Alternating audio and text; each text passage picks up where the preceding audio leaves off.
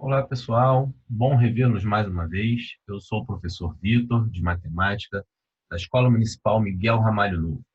Vamos a mais algumas dicas de resolução do material de complementação escolar dessa semana.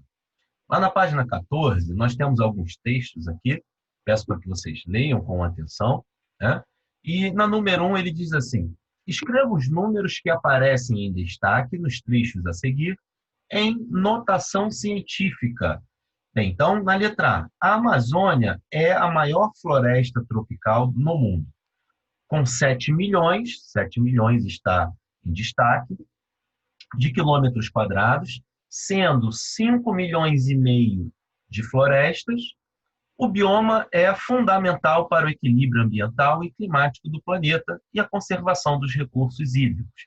Então, nesse trecho, nós temos dois numerais ou dois números em destaque: 7 milhões e os 5 milhões e meio, onde nós teremos que transformar em notação científica, ou seja, uma maneira de reescrever esses números sem precisar escrever tantos zeros, né? À direita ou à esquerda do número. Então, os 7 milhões, ele vai ficar, já vou deixar essa como uma grande dica para você, como 7 vezes 10 à sexta. Por que 7 vezes 10 à sexta? O 7 milhões é o número 7, acompanhado de 6 zeros à direita dele. Então, a vírgula ela vai ter que andar para a esquerda até parar entre o 7 e o zero mais próximo a ele. Se você vir contando essas casas decimais, nós vamos ver que 7 milhões, a vírgula ela não aparece, então podemos colocá-la no final do número. E para vir lá do final do número até o espaço entre 7 e o primeiro zero, nós contamos 6 casas decimais. Portanto, os 7 milhões ele fica como sendo 7 vezes 10 à sexta potência. Essa é a maneira de escrever em notação científica. Então, você vai fazer de maneira muito parecida com 5 milhões e meio, né? 5 milhões e meio, só para refrescar sua memória, é 5 milhões e 500 mil. Tá? Depois, na letra B, o mico-leão-dourado, cada vez mais difícil de ser encontrado na floresta amazônica, vive em grupos e pode pesar até 0,8 quilogramas. Bem, agora nós temos um número bem menor do que os números que se apresentaram acima. Tá? O 0,8, perceba, a vírgula agora vai ter que andar para a direita. Antes ela vinha lá da direita para a esquerda, na letra A, nos dois números que se apresentavam na letra A. Agora, na letra B, ela vai vir da esquerda para a direita. Então, as casas decimais, no, o expoente da potência de 10 vai ficar negativo.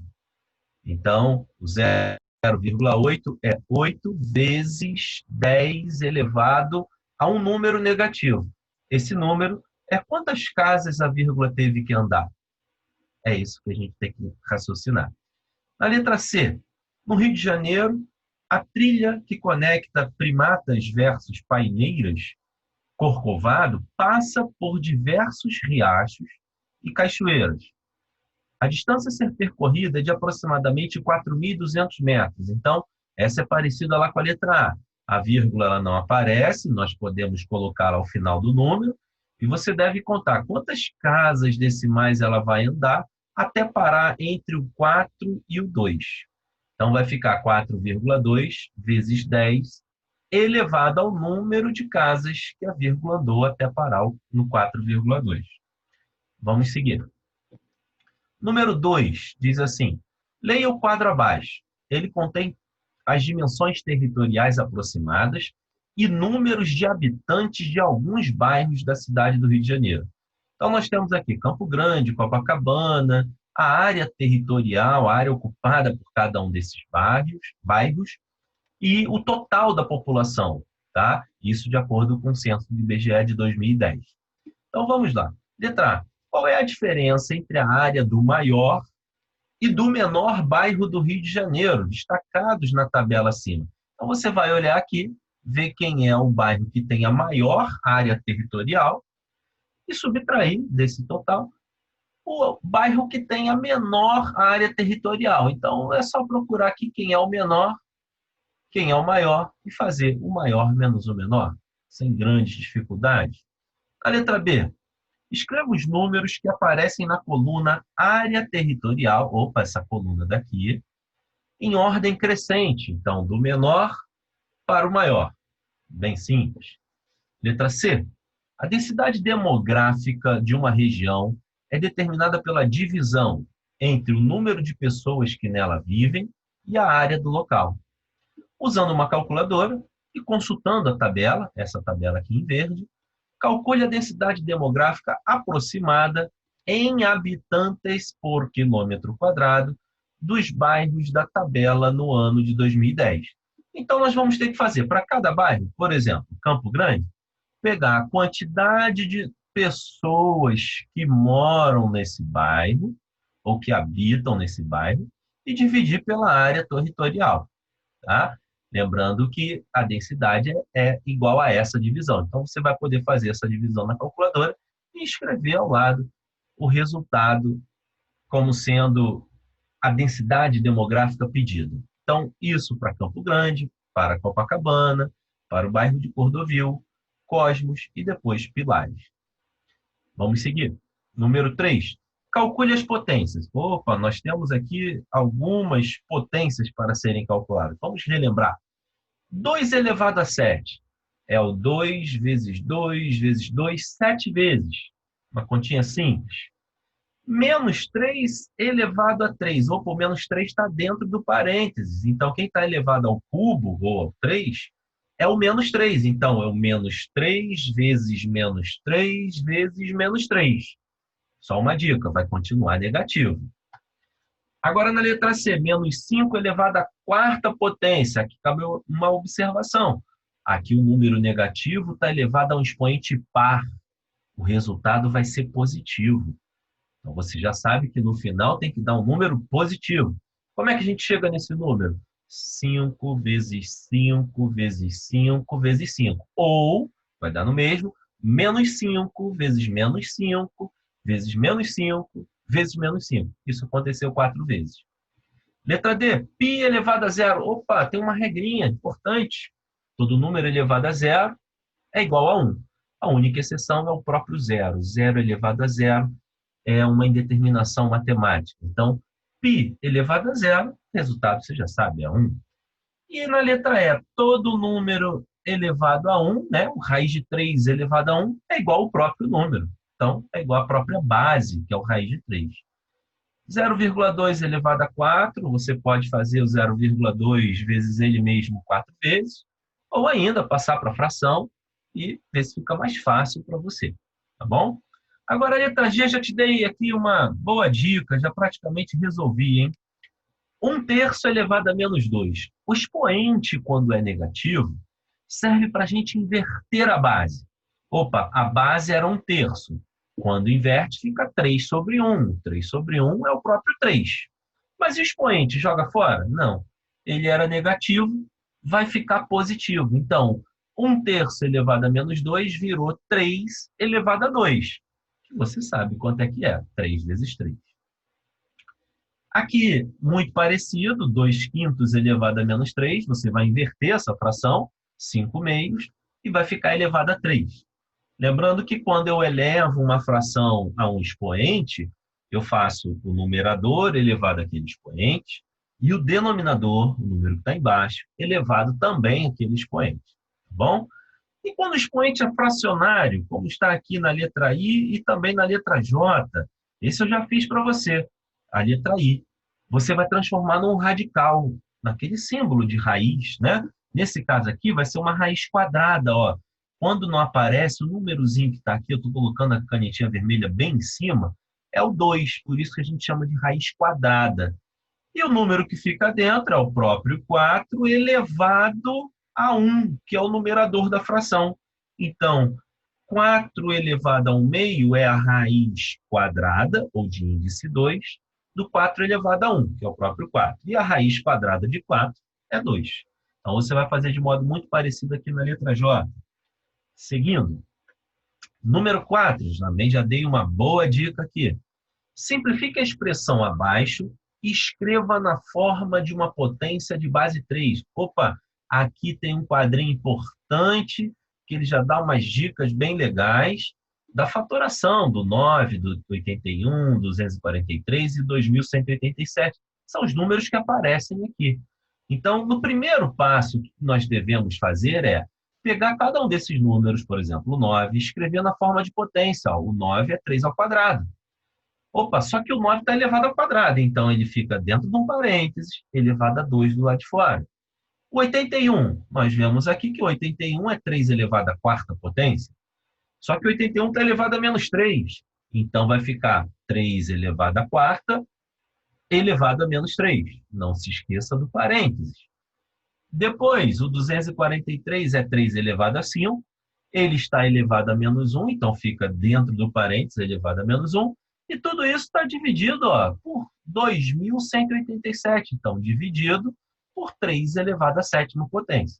Agora você vai lembrar de algumas outras regrinhas que são, quando você tem aqui potência de potência, você multiplica os expoentes, aqui também e aqui também.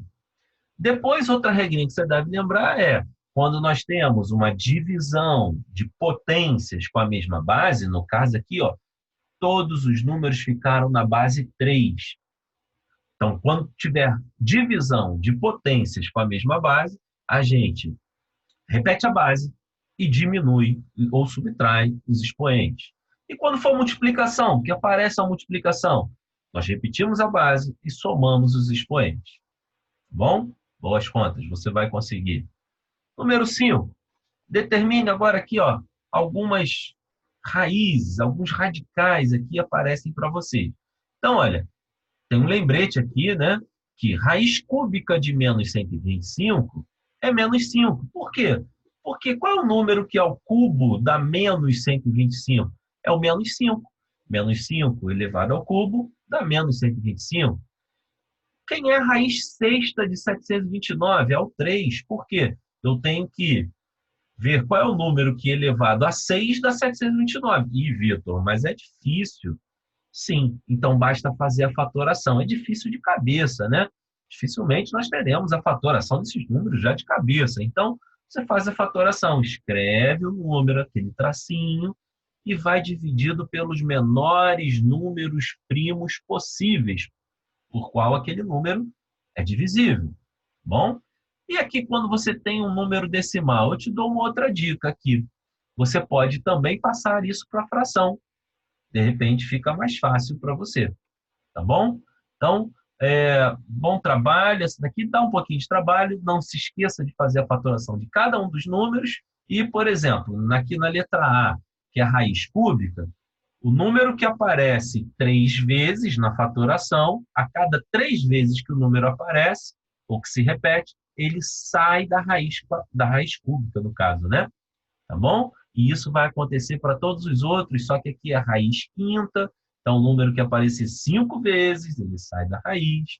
A raiz quadrada, o número que aparece 2 vezes iguais, ele sai da raiz. E aqui a raiz sétima, o número que aparece 7 vezes na fatoração, ele sai da raiz. Bom? Na número 6, na próxima, bem tranquilo, ele pede determinando, usando uma calculadora, a raiz aproximada até os centésimos, ou seja, com 2 casas decimais, após a vírgula, os 2 números que aparecem. Então, essa daqui, bem tranquila, você vai conseguir.